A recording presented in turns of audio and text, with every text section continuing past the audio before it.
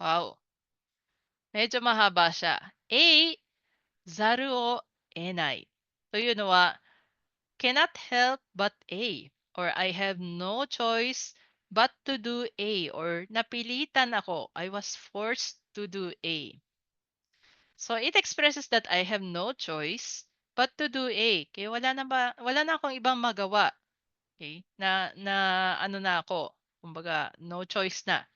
Even though you don't really want to do it because of the situation around you. Labag sa loob ko pero wala na akong ibang choice eh. Kailangan kong gawin ito. So the conjugation is medyo special, no? Verb nai. So verb nai, aalisin natin yung nai tapos papalitan ng zaru. ですね。例えば、食べない、食べざるを得ないですね。行かない、行かざるを得ない。やらない、やらざるを得ない。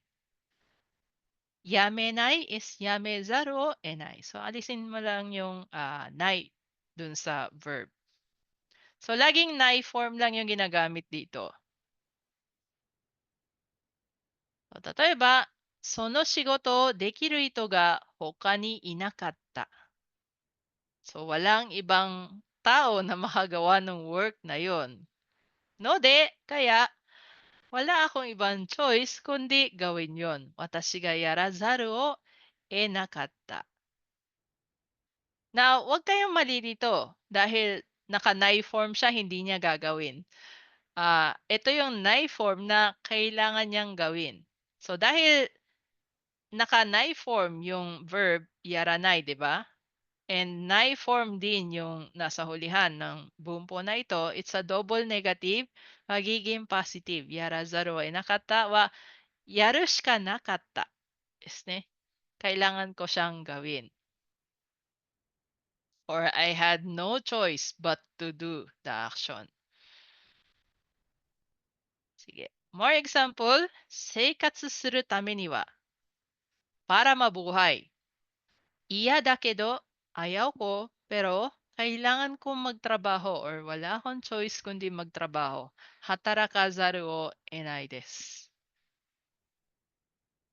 And another example, 病気になってしまい、nagkasakit ako eh. And kahit ayaw kong tigilan, 大好きなお酒をやめざるを得なくなった。So, I had no choice but to quit yung pag-inom. やめざるを得なくなった。So, pag zaru o enai, so this bumpo is similar to A, shinai wake ni wa ikanai. So, hindi pwedeng hindi ko gawin yung A. Or A, sezaru o enai desu ne. Kailangan ko na siyang gawin talaga. So, due to a certain situation or reason, ある状況や理由で A をしなければならない。So, dahil sa kalagayan mo or sa certain situation, wala ka ng ibang choice kundi gawin yung isang bagay. So, napilitan ka. You are forced. Kyosei teki na riyu. Baga, forcible reason or status. Desu ne? So, 例えば、急いでいるので。Okay, more example, dahil nagmamadali ako, no choice na. Kailangan ko nang isolve itong problema na ito para makaalis na ako. Watashi wa kono mondai o kaiketsu suru, kaiketsu shinai, kaiketsu sezaru o enai. So, medyo special nga pala yung group 3 verb dito. 例えば、勉強するですね。Yung group 3. Ang negative niya is 勉強しない.